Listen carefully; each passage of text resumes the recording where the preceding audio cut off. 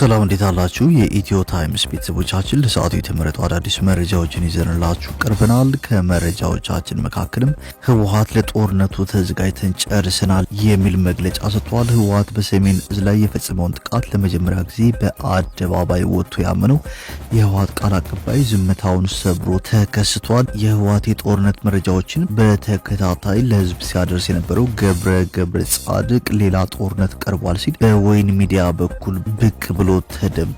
የህወሓት ትዕግስት ገደብ አለው፣ ወታደራዊ ኃይሉን በተጠንቀቅ ሆኖ እየጠበቀ ነው ሲልም የህወሓትን የጦርነት እቅድ አጋልጧል። ሙሉ መረጃውን በዜናችን በዝርዝር እናስደምጣችኋለን። በመካከለኛው ምስራቅ ውጥረቱ አይሏል። ውጥረቱ ሊገነፍል እንደሆነም ተሰምቷል። በረራዎችም ታግደዋል። በዚህም መሰረት የሆላንዱ አየር መንገድ፣ ኤር ፍራንስ፣ ብሪቲሽ ኤርዌይስ፣ ስዊዝ አየር መንገድ እንዲሁም ዩናይትድ አየር መንገድ ሙሉ በሙሉ በረራቸውን አቁመዋል። ይህን አስመልክቶም የተሰማውን መረጃ በዜናችን በዝርዝር የምናስደምጣችሁ ይሆናል። በትናንትናው ዕለት የኢትዮጵያ አየር ኃይል የ90ኛ ዓመት የምስረታ በዓል የኢፌዴሪ ጠቅላይ ሚኒስትር ዶክተር አብይ አህመድን ጨምሮ በርካታ እንግዶች በተገኙበት ተከናውኗል። በክብረ በዓሉ ላይ በአየር ኃይሉ የተዘጋጀ የአየር ላይ ትርኢት የቀረበ ሲሆን በአጠቃላይም 29 አውሮፕላኖች በትርኢቱ ላይ ተሳትፈዋል። ጠቅላይ ሚኒስትር ዶክተር አብይ አህመድን ባለፉት 100 ዓመታት ጠላቶቻችን ከቅርብና ከሩቅ የኢትዮጵያን አጠቃላይ አቅም ለማዳከም ስትራቴጂክ ጥቅሞቿን ለማደናቀፍና ጥቅሞቿን ለመጋራት በብዙ ደክመዋል፣ ሰርተዋል። ወደፊት መራመድ የምትቸገሩ ሱ30 J10 ወይም ከዚያ ያለፉ ቴክኖሎጂዎች ሲጠሩ ይሄ ደግሞ ምንድነው ብላችሁ ግራ የሚገባችሁ አሁንም ሚግ 21 ላይ ያላችሁ ሀገራት ደጋግማችሁ እንድታስቡ የሚያስፈልገው ኢትዮጵያ ትናንትና ላይ የቆመች አገር አይደለችም ሲሉ ጠቅላይ ሚኒስትሩ አስጠንቅቀዋል። ይህ በእንዲህ እንዳለም የኤርትራዊ ማስታወቂያ ሚኒስትር አቶ የማነ ገብረ መስቀል የኢትዮጵያ ገዢ ፓርቲ በኤርትራ ላይ የስም ማጥፋት ዘመቻ እያካሄደ ነው ሲሉ ጠንካራ ትችት ሰንዝረዋል። በዝርዝር የምንመለከተው ሌላኛው ርዕሰ መረጃችን ነው። ከነዚህ መረጃዎች በተጨማሪ ሰሞንኛው የአሜሪካ ፕሬዝዳንት ዶናልድ ትራምፕ ስለ አባይ ግድብ ግብጽን በመወገን የሰጡት ሀሳብና ንግግር እጅግ እንዳሳዝነው የመላው ኢትዮጵያ አንድነት ድርጅት መኢአድ መግለጹ፣ የኢትዮጵያ ንግድ ባንክ ፕሬዝዳንት አቶ አቢሳኑ ባጋጠማቸው የጤና እክል ምክንያት ላለፉት ወራት በአሜሪካን ሀገር በሕክምና ላይ እንደሚገኙ መታወቁ፣ እንዲሁም ከ100 ግራም በታች ዳቦ ተጋግሮ ወደ ገበያ እንዳይቀርብ የሚከለክል መመሪያ በመላ ትግራይ ተግባራዊ መሆን እንደጀመረ መሰማቱና ሌሎችን በዝርዝር የምንመለከታቸው መረጃዎች ዘንላችሁ ቀርበናል። ዝርዝር መረጃዎችን ለማድመጥ ቻናላችንን ሰብስክራይብ በማድረግ የደውል ምልክቷን በመጫንና መረጃው ለብዙዎች እንዲዳረስ ላይክ በማድረግ እስከ መጨረሻው አብራችሁን ቆዩ።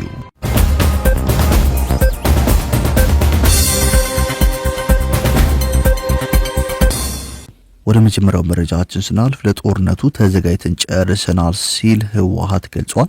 ህወሓት በሰሜን እዝ ላይ የፈጸመውን ጥቃት ለመጀመሪያ ጊዜ በአደባባይ ወጥቶ ያመነው የህወሓት ቃል አቀባይ ዝምታውን ሰብሮ ተከስቷል። የህወሓት የጦርነት መረጃዎችን በተከታታይ ለህዝብ ሲያቀርብ የነበረው ገብረ ጻድቅ ሌላ ጦርነት ቀርቧል ሲል በወይን ሚዲያ በኩል ብቅ ብሎ ተደምጧል። የህወሓት ትዕግስት ገደብ አለው፣ ወታደራዊ ኃይሉን በተጠንቀቅ ሆኖ እየጠበቀ ነው ሲልም ዛሬም የህወሓትን የጦርነት እቅድ አጋልጧል። ከ4 ዓመት በፊት ህወሓት ሰሜን እዝን ማጥቃቱን ተከትሎ ህወሓት ጦርነቱን እንዳልከፈተ በወቅቱ ሲያስተባብል እንደነበረም ይታወሳል። ሆኖም ያኔው የህወሓት ቃል አቀባይ ገብረ ጻድቅ ወደ ሚዲያ ብቅ በማለት ጦርነቱን የጀመርነው እኛ ነን፣ ሰሜን እዝንም አጥቅተናል ሲል በአደባባይ እምነቱን መስጠቱ የሚጠቀስ ነው። ይህ ግለሰብ አሁንም ህወሓትና ማዕከላዊ መንግስቱ ወደ ጦርነት እየተንደረደሩ ባሉበት ወቅት ተከስቷል። ጦርነቱ ቀርቧል። የ4 ኪሎን ድርጊት በዝምታ አንመለከተውም፣ ጦሩ ተዘጋጅቷል የሚሉ የጦርነት እቅድ መረጃዎችን አጋርቷል። ትግራይ በፌዴራል መንግስቱ ውስጥ ያላትን የውሳኝነት ሚና አጥታ በዝምታ ትቀበልም ያለ ሲሆን በህወሓትና በፌዴራል መንግስት መካከል ግን የተፈጠረው ውጥረት ወደ ለየለት ጦርነት ሊያመራ የሚችልበት እድል መቃረቡንም ተናግሯል። አሁን ያለው ገደብ የሌለው ትዕግስት አይቀጥልም፣ ሁሉን አቀፍ ዝግጅት ተደርጓል። የህወሓት ወታደራዊ ኃይል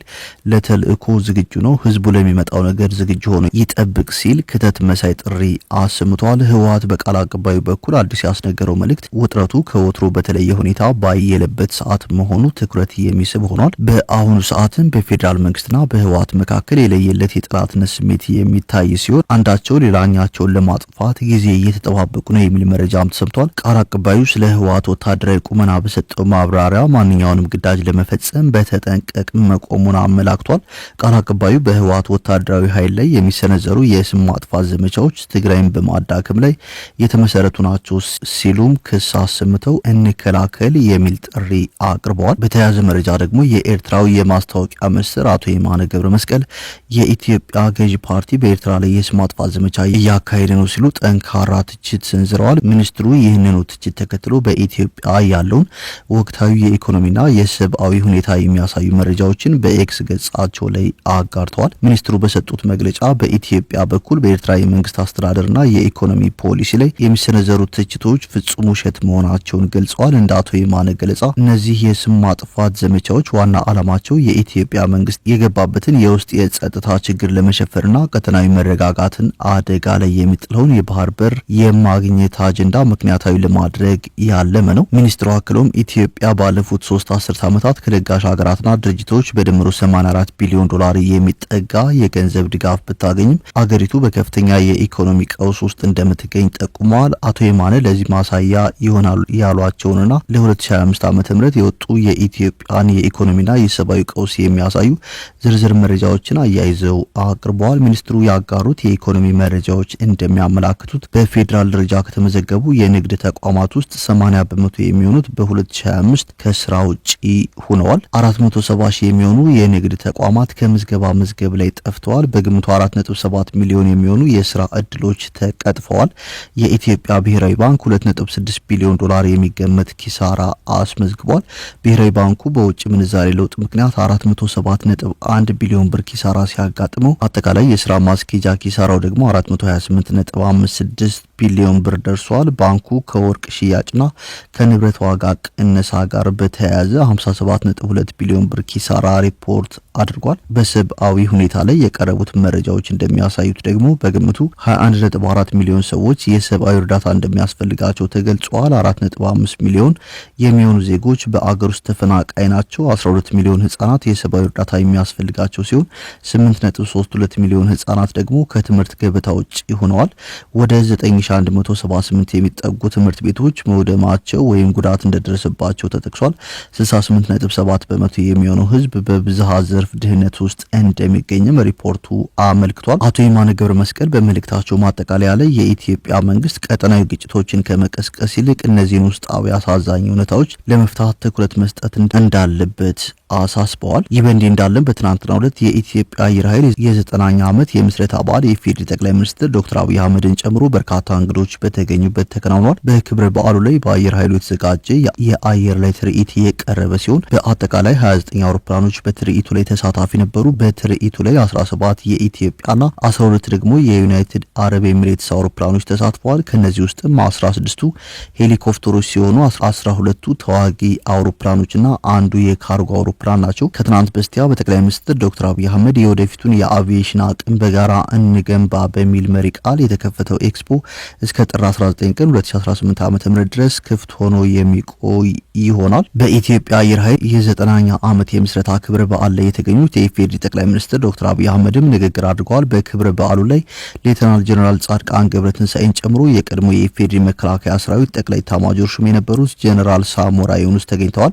ጠቅላይ ሚኒስትር ዶክተር አብይ አህመድ ባደረጉት ንግግር በሚቀጥሉት 5 ዓመታት አሁን ያለንበትን የአየር ኃይል አቅም በእጥፍ ደረጃ ለማሳደግ የኢትዮጵያ መንግስት ግልጽ እቅድ፣ በጀትና ምንጭ ለይቶ ከዋና ዋና አምራቾች ጋር በትብብር ስራ ጀምሯል ብለዋል። በተጨማሪም ከአየር ጥቃት ኢትዮጵያን ለመከላከል የሚያስችሉ በርካታ ቴክኖሎጂዎች ለመታጠቅና ብቃታችንን ከፍ ለማድረግ ሰርተናል ያሉ ሲሆን በ2030 ወደ 5ኛው ትውልድ የሚሸጋገር በቁጥርም ከተዋጊም አንጻር አሁን ካለው በእጥፍ ቁጥር የምናሳድግ ይሆናል ብለዋል። የኢፌዴሪ ጠቅላይ ሚኒስትር ዶክተር አብይ አህመድ ላለፉት 9 አስርት ዓመታት የኢትዮጵያ አየር ኃይል በብዙ ከፍታና በብዙ ዝቅታ ውስጥ አልፏል ሲሉም ተናግረዋል። በብዙ ከፍታ ባለፈበት ዓመታት ጊዜያት ውስጥ ለአገር ኩራት፣ ለአገር መከታ ኢትዮጵያን ለደፈሩ ሰዎች ሁነኛ መድኃኒት ሆኖ ከምስራቅ፣ ከሰሜን፣ ከደቡብ ኢትዮጵያን ለማጥቃት የሞከሩ ኃይላት ማሳፈር የቻለ ታላቅ ተቋም ነው ብለዋል። አየር ኃይላችን ምንም እንኳን 90 ዓመታትን ያስቆጠረ ቢሆንም በእድሜው ልክ በቂ ተከታታይ ግንባታ እንዳልተደረገለትም በውል ማየት ችለናል ሲሉ ተናግረዋል። ጠቅላይ ሚኒስትር አብይ አህመድ በመጨረሻም ጠላቶች ስጋቶቻችንንም በሚመለከት ግን የኢትዮጵያን ክብር፣ የኢትዮጵያን አንድነት፣ የኢትዮጵያን ብሔራዊ ጥቅም ለማስከበር ተኝተን የማናድር መሆኑን በድጋሚ ማረጋገጥ እወዳለሁ ሲሉ ተናግረዋል። ወዳጅም ጠላትም አንድ እንዲገነዘብ የምንፈልገው ነገር ኢትዮጵያን በቅጡ ኢትዮጵያን በበቂ አናውቃትም። ኢትዮጵያ ከምታውቋት ያለፈች ሀገር ናት። በሀብቷም በታሪኳም በብቃቷም እንደዚህ ካለው ሀገር ጋር ተስማምቶ ተባብሮ አብሮ ማደግ ብቻ ነው የሚያዋጣው ብለዋል። ከዚያ ውጭ ያለው አማራጭ ጥፋት ስለሚያስከትል አንዳንዴ ከምትስቱ ቁማችሁ የቀራችሁ ወደፊት መራመድ የምትቸገሩ ሱ30 ጂ30 ወይም ከዚያ ያለፉ ቴክኖሎጂዎች ሲጠሩ ይሄ ደግሞ ምንድነው ብላችሁ ግራ የሚገባችሁ አሁንም ሚግ 21 ላይ ያላችሁ ሀገራት ደጋግማችሁ እንድታስቡ የሚያስፈልገው ኢትዮጵያ ትናንትና ላይ የቆመች ሀገር አይደለችም ብለዋል። ኢትዮጵያ ነገን ለመዋጀት ጠንክራ የምትሰራ ሀገር ናት። የማንንም አትፈልግም። የራሷን በየዋህነት በተላላ በአጭር ጊዜ ድል አሳልፋ አትሰጥም። የተሰጠ ካለም ማወራረዷን አትተውም በማለትም ጠቅላይ ሚኒስትር ዶክተር አብይ አህመድ መልእክታቸውን ተላልፈዋል። ወደ ቀጣዩ መረጃችን ስናልፍ በአሁኑ ሰዓት በመካከለኛው ምስራቅ ያለውን የጸጥታ ሁኔታ ተከትሎ የተለያዩ አየር መንገድ በረራዎች ማቋረጣቸውን መገናኛ ብዙሃን በመዘገብ ላይ ይገኛሉ። በዚህም መሰረት የሆላንዱ አየር መንገድ KLM ወደ እስራኤል፣ ሳውዲ አረቢያና የተባበሩት አረብ ኤሚሬትስ የሚያደርጋቸውን የሌሊት በረራዎች መሰረዙን አስታውቀዋል። ኤር ፍራንስ ወደ ተባበሩት አረብ ኤሚሬትስ የሚያደርጋቸውን የሌሊት በረራዎች በድንገት ሰርዟል። ብሪቲሽ ኤርዌይስ በተመሳሳይ ወደ ተባበሩት አረብ ኤሚሬትስ የሚደረጉ የሌሊት በረራዎችን ሰርዟል። ስዊዝ አየር መንገድ የዛሬ ምሽት ወደ እስራኤል የሚደረጉ በረራዎችን ሰርዟል። እንዲሁም ዩናይትድ አየር መንገድና ኤር ካናዳ ወደ እስራኤልና ወደ መካከለኛው ምስራቅ የሚያደርጓቸውን በረራዎች ሰርዘዋል። ወደ ቀጣይ መረጃችን ስናልፍ የኢትዮጵያ ንግድ ባንክ ፕሬዚዳንት አቶ አቢሳኖ ባጋጠማቸው የጤና እክል ምክንያት ላለፉት ወራት በአሜሪካን ሀገር በሕክምና ላይ እንደሚገኙ ታውቋል። የባንኩን የስራ እንቅስቃሴ በቅርበት የሚከታተሉ ምንጮች እንዳረጋገጡት ፕሬዚዳንቱ በሕክምና ክትትል ላይ ቢሆኑም የባንኩን አጠቃላይ አመራር ሙሉ ለሙሉ አልለቀቁም። አቶ አቢ በአሜሪካ ሆኖ በቴክኖሎጂ አማካኝነት የቦርድ ስብሰባዎችን እየተካፈሉ ሲሆን ከምክትል ፕሬዚዳንቶች የሚላኩላቸውን የስራ አፈጻጸም ሪፖርቶችም እየገመገሙ መሆኑን የቤተሰብና የባንኩ ምንጮች ጠቁመዋል ሲል ዘሀበሻ ዘግቧል። ወደ ቀጣይ መረጃችን ስናልፍ ከ100 ግራም በታች ዳቦ ተጋግሮ ወደ ገበያ እንዳይቀርብ የሚከለክል መመሪያ በመላ ትግራይ ተግባራዊ መሆን ጀምሯል። በትግራይ ክልል ከ100 ግራም በታች ዳቦ ጋግሮ ወደ ገበያ ማቅረብ የሚከለክል መመሪያ ወደ ስራ ከገባ ሰነባብቷል። መመሪያው ተግባራዊ እስከተደረገበት ቀን ድረስ የአንድ ዳቦ መጠን እስከ 50 ግራም እንደነበርም ተገልጿል። በዚህም ምክንያት በተለይ የከተማ ነዋሪዎች በዳቦ ማነስ ምክንያት ለአመታት ሲያማርሩ ቢቆዩም ሰሚ አድማጭ የመንግስት አካል አጥተው ቆይተዋል የተባለው የክልሉ የንግድ ቢሮ እንዳሳወቀው አሁን ወደ ተግባር የገባውን መመሪያ መጣስ የንግድ ፈቃድ ከመሰረዝ እስከ መውረስ የሚደርስ ቅጣት ያስከትላል ተብሏል። የዳቦ የዋጋ ማስተካከያ በነጻ የውድድር ገበያ ማስተካከል እንደሚገባ የተገለጸ ሲሆን ከተጠቀሰው ግራም በታች ሲሰራ የተገኘ ጥቆማ በመስጠት ረገድ የህብረተሰቡ ትብብርም እንደተጠየቀ ተገልጿል። ወደ መጨረሻው መረጃዎችን ስናልፍ ሰሞንኛው የአሜሪካው ፕሬዝዳንት ዶናልድ ትራምፕ ስለ አባይ ግድብ ግብጽን በመወገን የሰጡትን ሐሳብና ንግግር እጅግ እንዳሳሰበው የመላው ኢትዮጵያ አንድነት ድርጅት ገልጿል። ይህን ተከትሎም የአባይ ግድብን በተመለከተ ከመላው ኢትዮጵያ አንድነት ድርጅት መግለጫ ተሰጥቷል። የመግለጫው ሙሉ ይዘት አጠር ተደርጎ እንደሚከተለው ይነበባል። እንደሚታወቀው የዛሬ 14 ዓመት መጋቢት 25 ቀን 2003 ዓ.ም ተጀምሮ ከ15 ዓመታት በኋላ ተመርቆ ስራ ጀምሯል የተባለው የአባይ ግድብ ዛሬም ድረስ እያጨቃጨቀና እያነታረከ ብልጭ ድርግም እያለ መቀጠሉን እየሰማን እየተመለከትን ነው። የሰሞንኛ ሁኔታውን በተመለከተ የአሜሪካው ፕሬዝዳንት ክቡር ዶናልድ ትራምፕ በአባይ ግድብ ላይ የሰጡ ያለውን ሐሳብ ስንሰማ ለግብጽ በመወገን የሰጡት ሐሳብና ንግግር የመላው ኢትዮጵያ አንድነት ድርጅት በከፍተኛ ሁኔታ ያሳዘነው ሆኖ አግኝተነዋል። ምንም እንኳን የአባይን ወንዝ ጥቅም ላይ እንዲውል የእነዚያ አርቆ ተመልካች ንግስታት ትልቅ እሳቤና እቅድ ቢሆንም በቅርቡ ዘመን ቀደም ሲልም ታስቦና ታቅዶ የነበረው የአባይ ሸለቆ ፕሮጀክት ቀጣይ የሆነውን የመገደብና ጥቅም ላይ የመዋል ስራ እንዲጀመር የመሰረተ ድንጋይ ያስቀመጡት የወቅቱ የኢትዮጵያ ጠቅላይ ሚኒስትር አቶ መለስ ዜናዊ በመገናኛ ብዙሃን አማካኝነት በተናገሩት በመላው የኢትዮጵያ ሕዝብም ሆነ ለዓለም ማህበረሰብ የተሰማው የግድቡ ስራ ባለቤት የሆነው የኢትዮጵያ ሕዝብ በመሆኑና እያንዳንዱ ዜጋ የገንዘብ፣ የጉልበት፣ የእውቀት፣ የሙያ፣ የጊዜ አስተዋጽኦ አድርጎ ግድቡ እንደሚሰራ ብቻ ሲሆን ዓለም አቀፍ አበዳሪ ድርጅቶችና መንግስታት የገንዘብም ሆነ ሌሎች እገዛዎችን እንደማያደርጉ በግልጽ የተነገረ መሆኑ ሁሉም ኢትዮጵያዊ የሚያውቀው ገሃድ ሀቅ መሆኑ ይታወቃል። ይህ ሆኖ እያለ ግን ሰሞኑን የአሜሪካው ፕሬዚዳንት ክቡር ዶናልድ ትራምፕ ግድቡ የተገነባው በአብዛኛው በአሜሪካ መንግስት ገንዘብ ነው በሚል የሰጡት ሀሳብ ከምን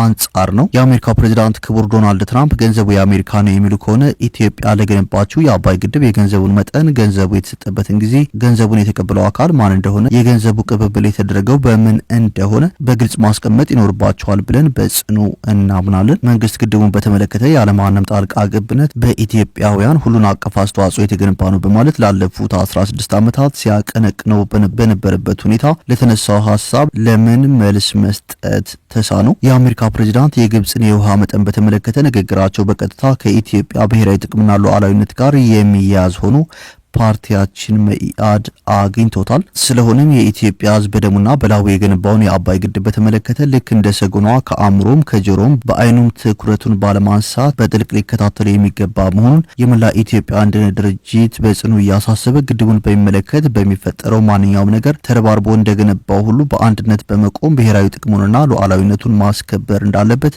የመላው ኢትዮጵያ አንድነት ድርጅት በጥብቅ ማሳሰብ ይወዳል ሲል ሰሞንኛው የአሜሪካው ፕሬዚዳንት ዶናልድ ትራምፕ ስለ አባይ ግድብ ግብጽን በመወገን የሰጡትን ሀሳብና ንግግር ተከትሎ መኢአድ መግለጫ አውጥቷል።